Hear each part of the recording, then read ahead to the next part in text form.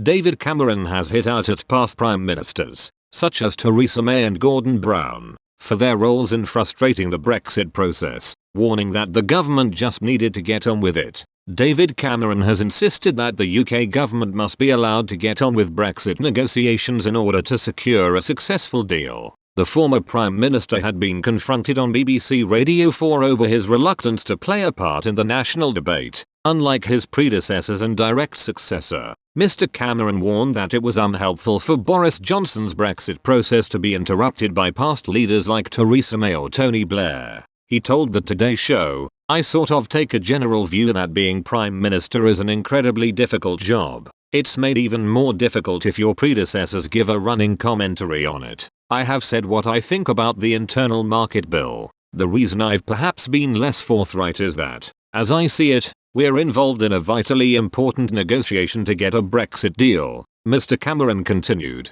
"I'm hopeful and confident that we will. I want the government to just get on with that negotiation with as little interruption from me and from others as possible. I want the government to succeed. I want that negotiation to succeed. I don't want to do anything or say anything that's going to make it harder for them to make that happen." Despite Mr. Johnson telling the UK to prepare for a no-deal exit, both Britain and the EU are redoubling efforts to reach an agreement. Negotiators resumed Brexit talks this week, seeking an ever-elusive breakthrough as the transition period deadline looms large. Both sides agreed that there are 3 areas to resolve: fishing, competition and governance. Although Mr. Cameron has avoided commenting on the process, he has opened up on his misgivings about the internal market bill. The legislation has sparked an uproar since it seeks to override parts of the withdrawal agreement. In September, the former Prime Minister told Sky News, "This is the very, very last thing you should contemplate.